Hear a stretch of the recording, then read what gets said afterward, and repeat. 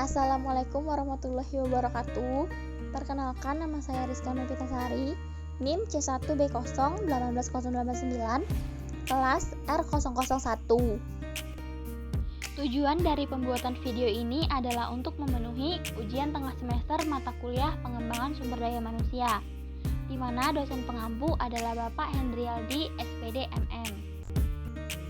Di mana materi yang akan saya bahas yaitu mengenai paradigma pengembangan sumber daya manusia. Sebelum memasuki materi ini, alangkah lebih baiknya kita mengetahui apakah yang dimaksud dengan paradigma pengembangan sumber daya manusia itu. Paradigma pengembangan sumber daya manusia adalah satu set asumsi, konsep nilai-nilai, dan praktik, serta cara pandang realistis dalam disiplin ilmu. Selanjutnya, manfaat dari paradigma pengembangan sumber daya manusia. Manfaat pertama, paradigma digunakan sebagai landasan atau pijakan berpikir seseorang dalam memandang dunia. Manfaat kedua, paradigma sebagai jalur berpikir dalam menyelesaikan masalah yang ada.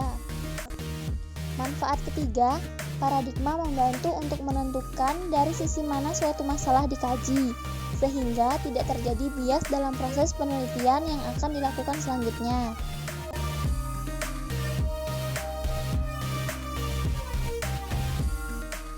Materi selanjutnya adalah dampak paradigma pengembangan sumber daya manusia.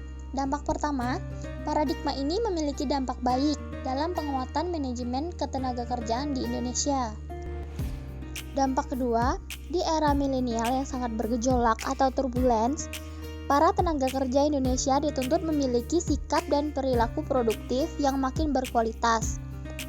Dengan adanya paradigma pengembangan sumber daya manusia, maka tuntutan ini akan lebih mudah terpenuhi.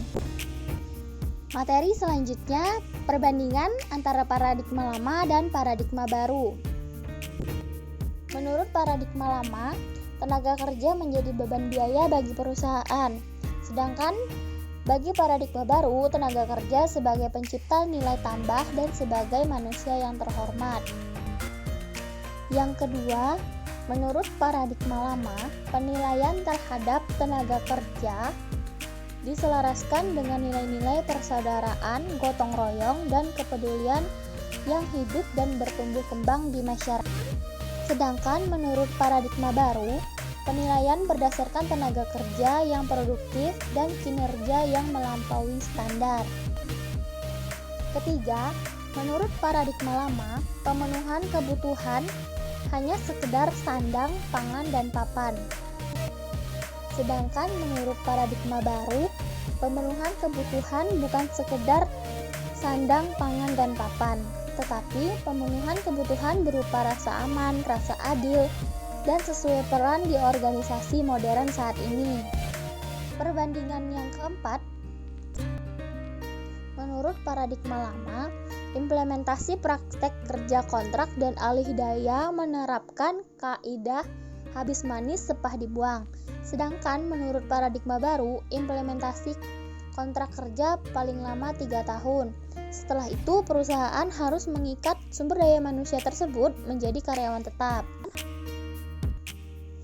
Materi selanjutnya, tabel pergeseran paradigma pengembangan sumber daya manusia. Faktor pertama adalah sasaran.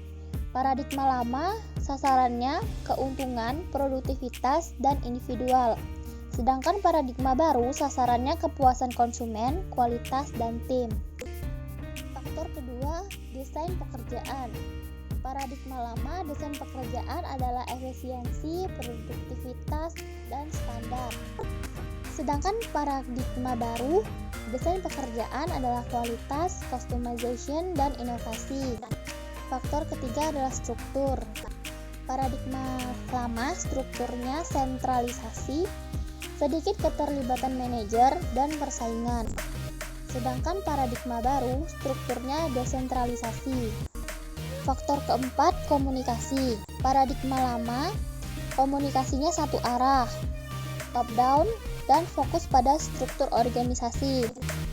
Sedangkan faktor komunikasi pada paradigma baru, dua arah, bottom up, dan fokus ke sumber daya manusia. Faktor yang terakhir, dasar kompetensi. Pada paradigma lama, dasar kompetensi adalah kinerja individu, sedangkan di paradigma baru, dasar kompetensi adalah kinerja tim.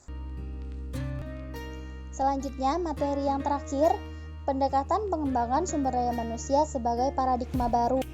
Pendekatan pengembangan sumber daya manusia dapat dilakukan dengan beberapa cara, antara lain: yang pertama, revolusi komputer, sistem informasi, dan era digital. Yang kedua, pendidikan. Ketiga, meningkatkan internasionalisasi dan bisnis yang kompetitif. Yang keempat, transformasi tenaga kerja dan pekerjaan yang mengandalkan tenaga dan pengetahuan. Yang kelima, penempatan kursus kembali dan seminar sesuai dengan paradigma baru. Keenam, meningkatkan kecanggihan dan kepekaan konsumen terhadap gaya perilaku atau produk yang sedang trendy. Ketujuh, meningkatkan interdependensi antara sektor publik dan swasta. Pendekatan yang terakhir adalah meningkatkan hubungan yang saling menguntungkan.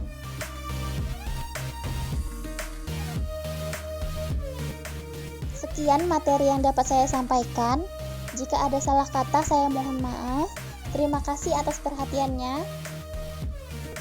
Saya akhiri. Wassalamualaikum warahmatullahi wabarakatuh.